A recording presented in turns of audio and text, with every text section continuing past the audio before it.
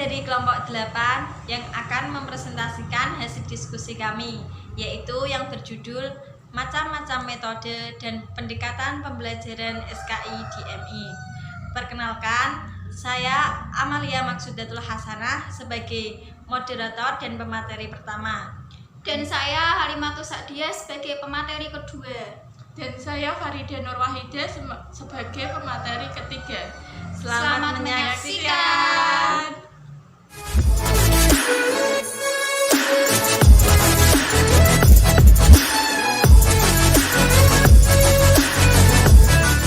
Faktor-faktor yang harus diperhatikan dalam penetapan metode yang akan digunakan dalam mengajar. Dalam menentukan metode pengajaran, seorang guru tidak boleh gegabah dalam penetapan metode yang akan digunakan. Hendaknya memperhatikan hal-hal sebagai berikut. Yang pertama, tujuan yang hendak dicapai. Guru haruslah mengetahui dengan jelas tujuan yang hendak dicapai, supaya metode dan media pendukungnya bisa digunakan secara optimal. Yang kedua yaitu audiens atau siswa. Seorang guru hendaknya memperhatikan siswa terlebih dahulu sebelum menentukan metode yang akan digunakan, karena jumlah dan karakter siswa sangat berpengaruh pada umpan balik dan tujuan yang diharapkan seorang guru. Yang ketiga yaitu fasilitas. Fasilitas menjadi pertimbangan yang sangat penting dalam penetapan metode pengajaran. Namun, harus kita ingat, fasilitas di sini tidak hanya berkutat kepada materi semata, namun non-materi seperti waktu yang diberikan untuk seorang guru dalam penyampaian materinya. Dan yang keempat yaitu keunggulan dan kelemahan metode tertentu. Tidak ada satu metode yang dapat dikatakan lebih baik, karena metode-metode yang ada bisa bersifat tidak efektif apabila tidak tercapainya tujuan yang diharapkan. Atas dasar itulah hendaknya guru memperhatikan beberapa faktor-faktor yang telah dijelaskan di atas. Pendekatan pembelajaran SKI. Yang pertama, pendekatan individual. Pendekatan individual mempunyai arti yang sangat penting bagi kepentingan pengajar. Pengelolaan kelas sangat memerlukan pendekatan individual ini. Pemilihan metode yang sangat begitu saja mengabaikan kegunaan pendekatan individual, sehingga guru dalam melaksanakan tugasnya selalu saja melakukan pendekatan individual terhadap anak didik di kelas. Yang kedua yaitu pendekatan kelompok. Pendekatan kelompok memang suatu waktu diperlukan dan perlu digunakan untuk membina dan mengembangkan sikap sosial anak didik. Dengan pendekatan kelompok diharapkan dapat tumbuh kembang rasa sosial yang tinggi pada diri setiap didik. Mereka dibina untuk mengendalikan rasa egois yang ada di dalam mereka masing-masing, sehingga terbina sikap kesetiakawanan sosial di kelas. Yang ketiga yaitu pendekatan bervariasi. Dalam belajar, anak didik mempunyai motivasi yang berbeda. Pada satu sisi, anak didik memiliki motivasi yang rendah, tetapi pada saat lain anak didik mempunyai motivasi yang tinggi. Dalam mengajar, guru yang hanya menggunakan satu metode biasanya sukar menciptakan suasana kelas yang kondusif dalam waktu relatif lama. Dan yang keempat yaitu pendekatan edukatif. Pendekatan yang benar bagi guru adalah dengan melakukan pendekatan edukatif. Metode-metode pembelajaran SKI.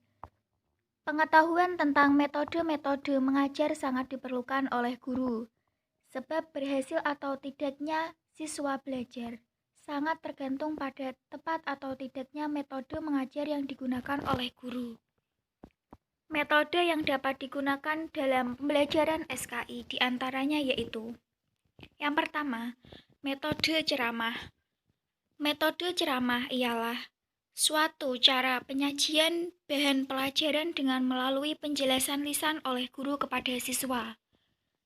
Dalam metode ceramah, proses belajar mengajar yang dilaksanakan oleh guru umumnya didominasi dengan cara ceramah.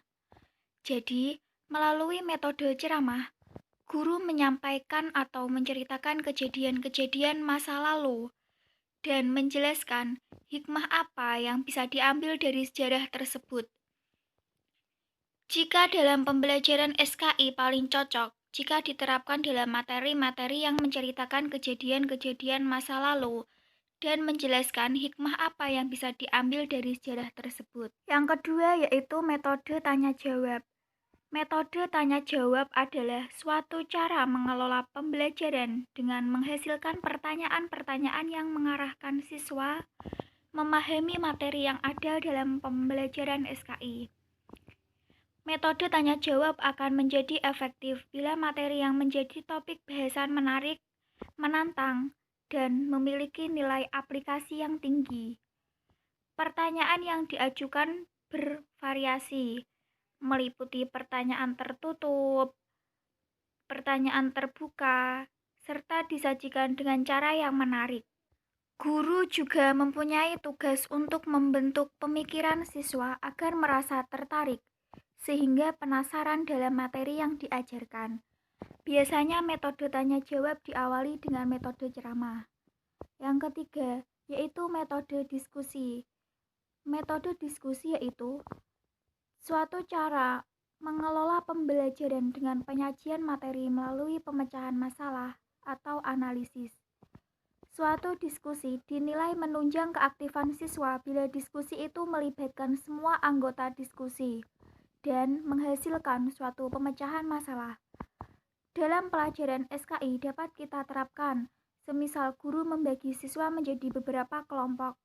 Kemudian kelompok-kelompok tersebut diberi sebuah pembahasan yang nantinya harus dipecahkan masalahnya oleh kelompok tersebut. Misalkan materi kemajuan dinasti Bani Umayyah dalam bidang ilmu agama Islam. 4. Metode timeline atau garis waktu. Metode ini tergolong tepat untuk pembelajaran sejarah karena di dalamnya termuat kronologi terjadinya peristiwa. Timeline dipakai untuk melihat perjalanan dan perkembangan satu kebudayaan. Oleh karena itu, dia bisa dibuat panjang atau hanya sekedar periode tertentu. 5. Metode konsep map atau peta konsep. Peta konsep adalah cara yang praktis untuk mendeskripsikan gagasan yang ada dalam benak. Nilai praktisnya terletak pada kelenturan dan kemudahan pembuatannya.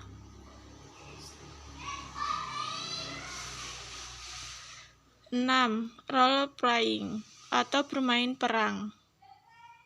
Bermain peran bisa berbentuk memerlukan dialog tokoh-tokoh dalam sejarah atau memerankan diri atau kelompok sebagai ahli sejarah.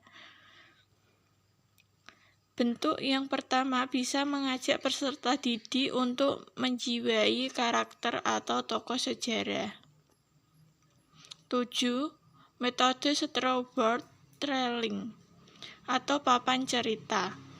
Papan cerita adalah salah satu metode yang tepat untuk menyampaikan materi sejarah secara kronologis atau berurutan, karena kronologis adalah termasuk karakteristik sejarah.